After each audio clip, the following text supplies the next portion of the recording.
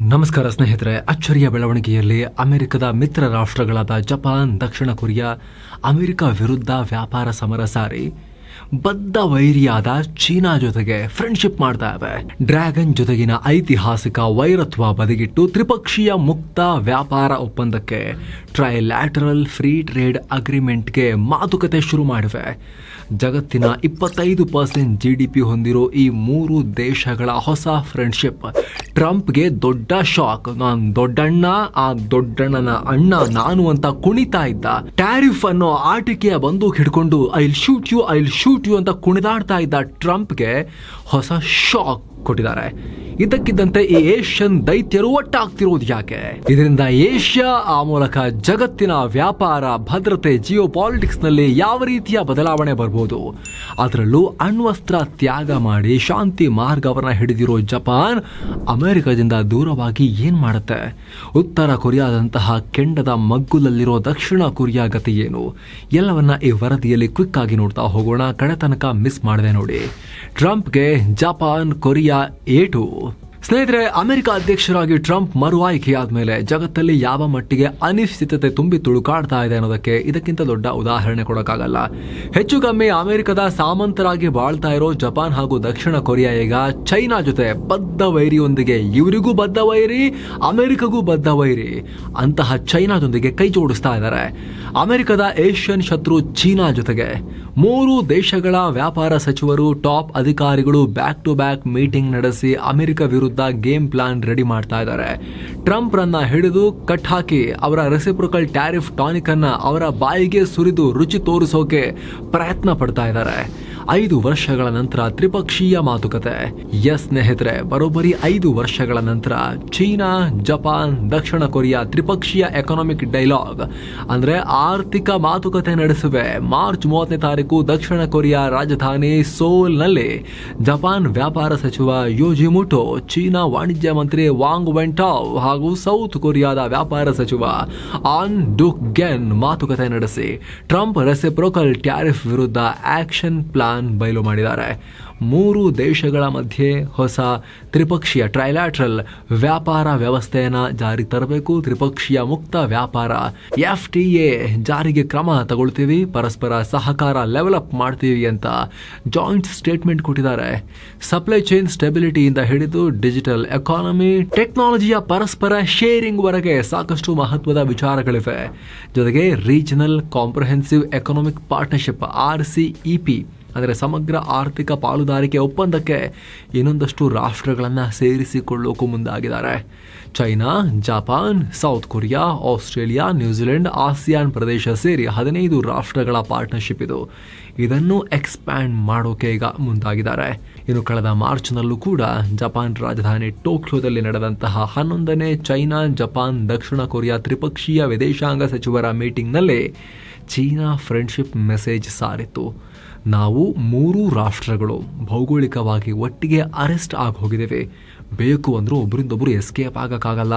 ಹಾಗಾಗಿ ನಾವು ನಮ್ಮ ಸಂಬಂಧಗಳಿಗೆ ಆದ್ಯತೆ ಕೊಡಬೇಕು ಅಂತೆಲ್ಲ ಚೀನಾ ವಿದೇಶಾಂಗ ಸಚಿವ ವಾಂಗ್ ಈ ಹೇಳಿದರು. ಅದರ ಬೆನ್ನಲ್ಲೇ ಈಗ ವ್ಯಾಪಾರಿ ಸಚಿವರ ಮೀಟಿಂಗ್ಗಳು ನಡೆದು ಈ ಮಾತುಕತೆ ನೆಕ್ಸ್ಟ್ ಲೆವೆಲ್ಗೆ ಹೋಗ್ಬಿಟ್ಟಿದೆ. ಏಷ್ಯಾ ಕತೆ ಹೀಗಾದರೆ ಅಲ್ಲಿ ಅಮೆರಿಕ ತಲೆಬುಡದಲ್ಲಿ ಕೂತಿರೋ ಕೆನಡಾ ಮತ್ತು ಮೆಕ್ಸಿಕೋ ಕೂಡ ಇದೇ ರೀತಿ ಹೊಸ ಏಟನ್ನು ಕೊಟ್ಟಿವೆ ಟ್ರಂಪ್ಗೆ. ಮಧ್ಯದಲ್ಲಿ ಟ್ರಂಪ್ ಏನು ಆಟ ಆಡೋದು, ನಾವಿಬ್ರು ಒಂದಾಗೋಣ ಬಾ ಅಂತ ಹೇಳಿ ಇಬ್ರು ಕೈ ಮಿಲಾಯಿಸಿದ್ದಾರೆ.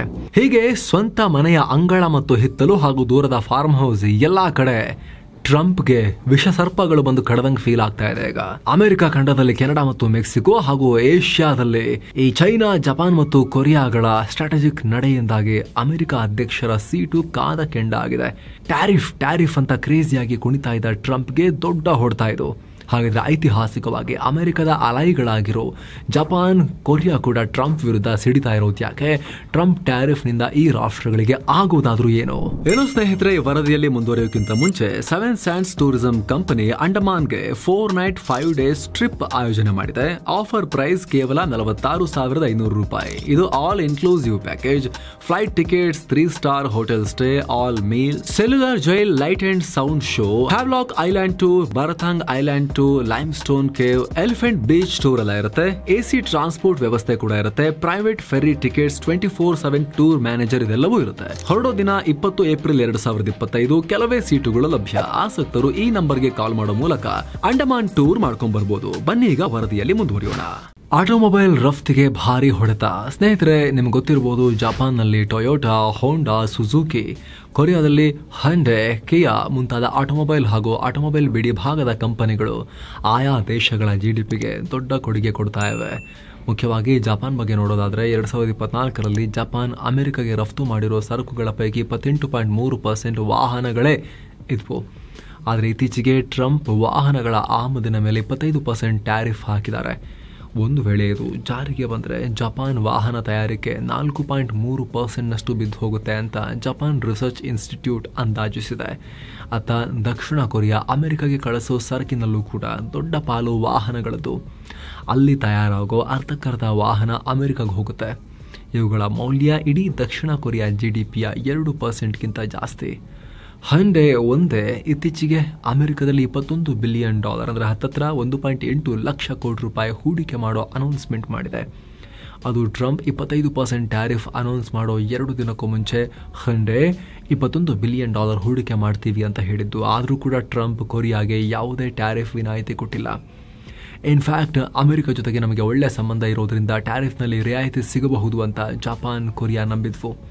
ಆದರೆ ಟ್ರಂಪ್ ಯಾವ ಸಂಬಂಧಕ್ಕೂ ಬೆಲೆ ಕೊಡದೆ ಎಲ್ಲ ದೇಶಗಳಿಂದ ಬರೋ ವಾಹನಗಳಿಗೂ 25% ರೆಸಿಪ್ರೋಕಲ್ ಟ್ಯಾರಿಫ್ ಅಂತ ಬರೆ ಹಾಕಿಬಿಟ್ಟಿದ್ದಾರೆ. ಇದೇ ಕಾರಣಕ್ಕೆ ಟ್ರಂಪ್ ಸರ್ಕಾರ ದ್ವಿಪಕ್ಷೀಯ ಸಂಬಂಧಗಳನ್ನು ಬಹಳ ಕೆಟ್ಟದಾಗಿ ನೋಡ್ತಾ ಇದೆ, ಚೆನ್ನಾಗಿ ಟ್ರೀಟ್ ಮಾಡ್ತಿಲ್ಲ ಅಂತ ಕೊರಿಯನ್ ಅಧಿಕಾರಿಗಳೇ ಹೇಳಿದ್ದಾರೆ. ಕೇವಲ ಕಾರ್ ಕಂಪನಿಗಳಲ್ಲ, ದೊಡ್ಡ ಮಟ್ಟದ ವಾಹನ ಬಿಡಿ ಭಾಗಗಳು ಸೌತ್ ಕೊರಿಯಾದಿಂದ ಅಮೆರಿಕಗೆ ಹೋಗ್ತವೆ. ಸ್ಯಾಮ್ಸಂಗ್ನಂಥ ಕಂಪನಿಗಳು ಕೂಡ ಇದ್ದಾವೆ. ಸೊ ಟ್ರಂಪ್ರ ಈ ರೆಸಿಪ್ರೋಕಲ್ ಟ್ಯಾರಿಫ್ ಅಮೆರಿಕದಲ್ಲಿ ಕೊರಿಯನ್ ಕಂಪನಿಗಳ ಮಾರ್ಕೆಟ್ ಶೇರ್ಗೆ ದೊಡ್ಡ ಹೊಡೆತ ಕೊಡ್ತಾ ಇದೆ. ದ್ವೇಷ ಮರೆತು ಹೋಯ್ತಾ ಜಪಾನ್ ಚೀನಾ ಮತ್ತು ದಕ್ಷಿಣ ಕೊರಿಯಾ ಜೊತೆ ಜಲಗಡಿಯ ಸಮಸ್ಯೆಯನ್ನು ಹೊಂದಿದೆ. ಚೀನಾ ತಾಕಶಿಮಾ ದ್ವೀಪಗಳು ನಮ್ದು ಅಂತ ಹೇಳುತ್ತೆ. ದಕ್ಷಿಣ ಕೊರಿಯಾ ಸೆಂಕಾಕು ದ್ವೀಪಗಳು ನಮ್ದು ಅಂತ ಹೇಳುತ್ತೆ. ಪಕ್ಕದಲ್ಲೇ ಉತ್ತರ ಕೊರಿಯಾದಂಥ ಹಾಸ್ಟೈಲ್ ರಾಷ್ಟ್ರ ಇದೆ. ಅವರು ಚೀನಾಗೆ ಚಡ್ಡಿ ದೋಸ್ತುಗಳು, ನಾರ್ತ್ ಕೊರಿಯಾದವರು. ಅವರು ಯಾವ ಮಟ್ಟಿಗೆ ಹಾರಾಡ್ತಾರೆ ಅಂದರೆ ಕಿಮ್ ರಾಷ್ಟ್ರದವರು ಜಪಾನ್ನ ಏರ್ ಸ್ಪೇಸ್ನಲ್ಲೂ ಕ್ಷಿಪಣಿ ಹಾರಿಸಿ ಕಿಲ ಅಂತ ನಗ್ತಾರೆ. ಜೊತೆಗೆ ಉತ್ತರ ಕೊರಿಯಾಗೆ ಈ ಚೀನಾ ಮಾತ್ರ ಅಲ್ಲ, ರಷ್ಯಾ ಕೂಡ ಗಾಡ್ ಫಾದರ್. ರಷ್ಯಾ ಕೂಡ ಜಪಾನ್ನ ಕೊರಿಯಲ್ ದ್ವೀಪಗಳನ್ನು ನಂತು ಅಂತ ಕ್ಲೇಮ್ ಮಾಡುತ್ತೆ. ಸೊ ಜಪಾನ್ ಸುತ್ತ ಇರೋರೆಲ್ಲ ಕತ್ತಿ ಮಸಿತಾ ಇರೋ ಅಣ್ವಸ್ತ್ರ ರಾಷ್ಟ್ರಗಳೇ. ಇಷ್ಟೆಲ್ಲ ಸಮಸ್ಯೆಗಳ ಮಧ್ಯೆ ಜಪಾನ್ ನೆಮ್ಮದಿಯಾಗಿ ಇರಬೇಕು ಅಂದರೆ, ಅತ್ತ ಉತ್ತರ ಕೊರಿಯಾದ ಕಿಮ್ ಜಾಂಗ್ ಉನ್ ಚೂರು ಕಂಟ್ರೋಲ್ನಲ್ಲಿ ಇರಬೇಕು ಅಂದರೆ ಅದಕ್ಕೆ ಕಾರಣ ಪಶ್ಚಿಮದಲ್ಲಿರೋ ಆ ಒಂದು ರಾಷ್ಟ್ರ, ಅದು ಅಮೆರಿಕ ಜಪಾನ್ಗೆ, ಈ ಸೌತ್ ಕೊರಿಯಾಗೆ ಒಂದು ರೀತಿ ತಥಾಸ್ತು ಅಂತ ಅಭಯವನ್ನು ಕೊಟ್ಟಿತ್ತು. ಆದ್ರೀಗ ಟ್ರಂಪ್ ತಿನ್ನೋಕೆ ಅನ್ನ ಮಾತ್ರ ಕೊಡ್ತಾ ಇಲ್ಲ, ಅದರಲ್ಲಿ ಮರಳು ಮಿಕ್ಸ್ ಮಾಡಿ ಕೊಡ್ತಾ ಇದ್ದಾರೆ.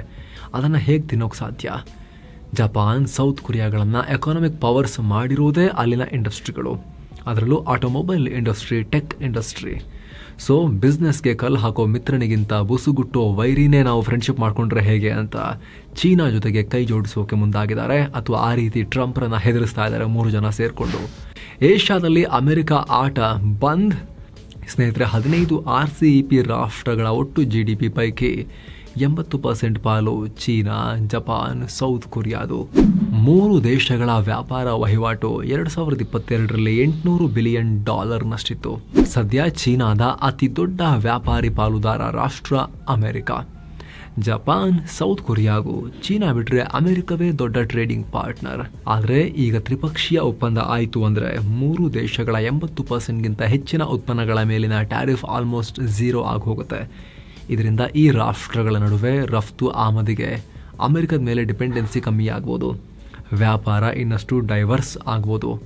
RCEP ಎಕ್ಸ್ಪಾಂಡ್ ಆದರೆ ಈ ದೇಶಗಳ ವ್ಯಾಪಾರ ಹೆಚ್ಚು ಲೋಕಲೈಸ್ ಆಗಿ ಅಮೆರಿಕ ಆರ್ಥಿಕತೆಗೆ ಪೆಟ್ಟು ಬೀಳುತ್ತೆ. ಇನ್ನೊಂದು ಆಂಗಲ್ನಲ್ಲಿ ನೋಡೋದಾದ್ರೆ, ಈಗ ತೈವಾನ್, ಫಿಲಿಪೈನ್ಸ್ ಅಮೆರಿಕದ ಪ್ಲೇ ಗ್ರೌಂಡ್ ಆಗಿದೆ. ಜಪಾನ್, ದಕ್ಷಿಣ ಕೊರಿಯಾದಲ್ಲೇ ಅಮೆರಿಕದ ಪ್ರಮುಖ ಮಿಲಿಟರಿ ನೆಲೆಗಳು, ಪಡೆಗಳಿವೆ. ಟ್ರಂಪ್ ಈಗ ಆಲ್ರೆಡಿ ಬೇರೆ ದೇಶದಲ್ಲಿ ಯಾಕೆ ನಾವು ಖರ್ಚು ಮಾಡಿ ಪಡೆಗಳನ್ನು ಇಡಬೇಕು ಅಂತ ಹೇಳ್ತಿದ್ದಾರೆ. ಟ್ರೇಡ್ ವಾರ್ನಿಂದ ಟ್ರಂಪ್ಗೆ ಈ ಭಾಗದ ಜಿಯೋ ಪಾಲಿಟಿಕ್ಸ್ನಲ್ಲಿ ಆಸಕ್ತಿ ಕಮ್ಮಿ ಆದರೂ ಆಶ್ಚರ್ಯ ಇಲ್ಲ. ಒಂದು ವೇಳೆ ಅಮೆರಿಕ ಹಿಂದೆ ಸರಿದ್ರೆ ಇಂಡೋ ಪ್ಯಾಸಿಫಿಕ್ನಲ್ಲಿ ಚೈನಾ, ಉತ್ತರ ಕೊರಿಯಾ ಅವ್ರನ್ನ ಹಿಡಿಯೋರೇ ಇರೋದಿಲ್ಲ. ಸೊ ಈ ತ್ರಿವಳಿಗಳ ಫ್ರೆಂಡ್ಶಿಪ್ ಬಿಸಿ ಭಾರತಕ್ಕೂ ತಟ್ಟಬಹುದು. 3 ದೇಶಗಳೊಂದಿಗೆ ಭಾರತದ ವ್ಯಾಪಾರ ಮೌಲ್ಯ ಜಾಸ್ತಿನೇ ಇದೆ. ಇದನ್ನು ಮೇಂಟೈನ್ ಮಾಡೋಕೆ ಭಾರತ ಹೊಸ ಒಪ್ಪಂದಗಳನ್ನು ಮಾಡ್ಕೋಬೇಕಾಗಿ ಬರ್ಬೋದು. ಆರ್ಥಿಕವಾಗಿ ಈ 3 ದೇಶಗಳು ಸ್ಟ್ರಾಂಗೇ. ಭಾರತದಲ್ಲೂ ಅವರ ಹೂಡಿಕೆ ಇರುತ್ತೆ. ಅದೆಲ್ಲ ಡೈವರ್ಟ್ ಆದರೂ ಆಶ್ಚರ್ಯ ಇಲ್ಲ. ಆಸಿಯಾನ್ ರಾಷ್ಟ್ರಗಳೊಂದಿಗಿನ ವ್ಯಾಪಾರ ಇಂಪ್ರೂವ್ ಮಾಡ್ಕೊಳ್ಳೋಕೆ ಆಕ್ಟ್ ಈಸ್ಟ್ ಪಾಲಿಸಿ ಅಂತ ಇನಿಷಿಯೇಟಿವನ್ನು ಭಾರತ ಇನ್ನಷ್ಟು ಎಫೆಕ್ಟಿವ್ ಆಗಿ ಜಾರಿ ತರೋಕೆ ಫ್ರೀ ಟ್ರೇಡ್ ಅಗ್ರಿಮೆಂಟ್ಗಳ ಥರದನ್ನು ಮಾಡ್ಕೊಳ್ಳೋಕೆ ಮುಂದಾಗಬೇಕಾಗಿ ಬರ್ಬೋದು. ಏಷ್ಯಾ ಪ್ಯಾಸಿಫಿಕ್ನಲ್ಲಿ ಭಾರತ ಪ್ರಾಬಲ್ಯವನ್ನು ಮೇಂಟೈನ್ ಮಾಡೋದು ಕಷ್ಟ ಆಗ್ಬೋದು. ಈ ರೀತಿ ಏಷ್ಯಾ ಹಾಗೂ ಇಡೀ ಜಗತ್ತಿನ ಜಿಯೋ ಪೊಲಿಟಿಕಲ್ ಗೇಮನ್ನು ಚೇಂಜ್ ಮಾಡೋ ತಾಕತ್ತು ಚೈನಾ, ಜಪಾನ್ ಮತ್ತು ಕೊರಿಯಾದ ಈ ಹೊಸ ಮೈತ್ರಿಯ ಸಾಧ್ಯತೆಗೆ ಇದೆ. ಆಲ್ರೆಡಿ ಮಾತುಕತೆ ಶುರು ಮಾಡಿದ್ದಾರೆ. ನಮ್ಮ ನಡುವೆ ವೈರತ್ವ ಬೇಡ, ಈ ಟ್ರಂಪ್ ಏನಿಷ್ಟೊಂದು ಹಾರಾಡ್ತಿದ್ದಾರೆ, ಬನ್ನಿ ಪಾಠ ಕಲಿಸೋಣ ಅಂಥೇಳಿ ಪರಮ ವೈರಿಗಳೆಲ್ಲ ಜೊತೆಯಾಗ್ತಾ ಇದ್ದಾರೆ. ಸೊ ಇದರ ಪರಿಣಾಮ ಏನಾಗುತ್ತೆ, ಟ್ರಂಪ್ ಇದಕ್ಕೆ ಯಾವ ರೀತಿ ರೆಸ್ಪಾಂಡ್ ಮಾಡ್ತಾರೆ, ಬಹಳ ಕುತೂಹಲದಿಂದ ನೋಡಬೇಕಾಗಿರೋ ವಿಚಾರ. ಇದರ ಬಗ್ಗೆ ನಿಮ್ಮ ಒಪಿನಿಯನ್ ಏನು ಕಾಮೆಂಟ್ ಮಾಡಿ ತಿಳಿಸಿ. ಮತ್ತೆ ಭೇಟಿ ಆಗ್ತಿರೋಣ. ನಮಸ್ತೆ.